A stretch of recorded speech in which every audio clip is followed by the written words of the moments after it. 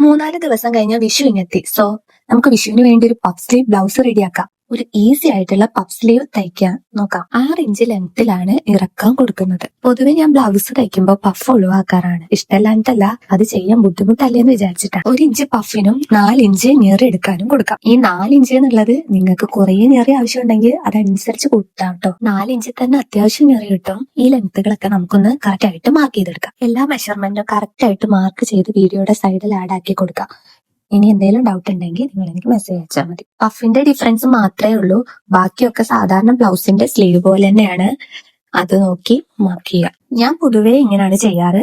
ഒരു 3 inch mark ചെയ്ത് നേരത്തെ കട്ട് ചെയ്ത ബോഡി പാർട്ട് വെച്ചാണ് ആംപോൾ മാർക്ക് ചെയ്തെടുക്കാറ്. 2 ഇഞ്ച് തയ്യൽ തുമ്പും കൊടുത്ത് 5.5 ഇഞ്ചാണ് സ്ലീവിന്റെ ബോട്ടം ഭാഗത്തെ വിടുത്ത് വരുന്നത്.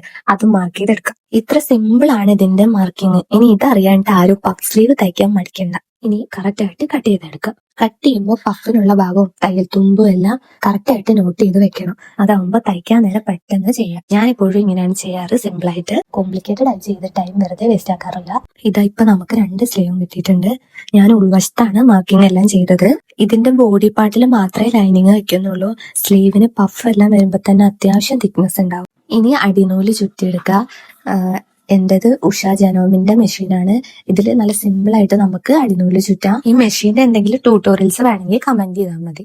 ഞാൻ ഇതൊരു 4 കൊല്ലത്തിന്റെ അടുത്തായി ഉപയോഗിക്കാൻ തുടങ്ങിയിട്ട് ഇതുവരെ എനിക്ക് പ്രത്യേകിച്ച് പ്രശ്നങ്ങളൊന്നും ഉണ്ടായിട്ടില്ല. ഇനി നോറിക്ക് വേണ്ടിയിട്ട് കുറച്ച് ലോങ് ആയിട്ടുള്ള സ്റ്റിച്ചാണ് നമ്മൾ തയ്ച്ചെടുക്കുന്നത്.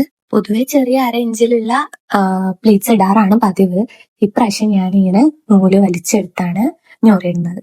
ഇത് കുറച്ചും കൂടി സിമ്പിൾ ആണ്. ഇങ്ങനെ ലോങ് ആയിട്ടുള്ള സ്റ്റിച്ച് കൊടുത്ത് വലിച്ചാലും നമുക്കിത് നല്ല സൂപ്പർ ആയിട്ട് പ്ലീറ്റ്സ് കിട്ടും. ഇപ്പൊ ഞാൻ പഫ് സ്ലീവിനും പെപ്ലോൺ ടോപ്പിനും ഒക്കെ ഇങ്ങനെയാണ് പ്ലീറ്റ് ഇടാറ്. ഇനി സെലക്ടർ വീണ്ടും 2-ന്റെ 3-ന്റെ ഇടയിലാക്കി വെക്കാം.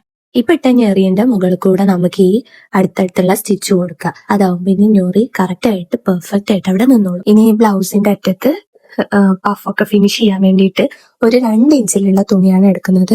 ലെങ്ത് അത്യാവശ്യം നല്ല ലെങ്ത്തിൽ എടുത്തിട്ടുണ്ട്. ഉള്ളിൽ നിന്ന് പുറത്തോട്ട് തയ്ച്ചെടുക്കാം. ഇതും കൂടി കഴിഞ്ഞാൽ സ്ലീവ് കംപ്ലീറ്റ് ആയിട്ടുണ്ട്. സെപ്പറേറ്റ് പ്ലേറ്റ്സ് ഇട്ട് സ്റ്റിച്ച് ചെയ്യുന്നതാണ് ഇഷ്ടമെങ്കിലും ഇതേ മെഷർമെന്റ് തന്നെ എടുത്താൽ മതി. ഞാൻ ഇങ്ങനെ പ്ലേറ്റ്സ് ഇടുന്നത് ഫസ്റ്റ് ടൈം ആണ്.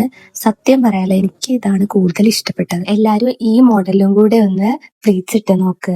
നല്ല ഭംഗിയായിട്ട് തന്നെ നമുക്ക് കിട്ടും ബ്ലൗസിന്റെ സ്ലീവ്. താഴത്ത് വെച്ച് 2 ഇഞ്ച് പീസ് തുണിക്ക് പകരം നമുക്ക് കുറച്ചുകൂടെ കൂട്ടി വെച്ചാല് നമുക്ക് വേറൊരു സ്ലീവ് മോഡൽ കിട്ടും. വിഷുക്കെ വരുമല്ലേ, അപ്പൊ എല്ലാരും ഇതുപോലത്തെ ഒരു പഫ് സ്ലീവ് ഒന്ന് സ്വന്തമായിട്ട് ട്രൈ ചെയ്ത് നോക്കും. വീഡിയോ ഇഷ്ടപ്പെട്ടാൽ ലൈക്ക് ചെയ്യണം.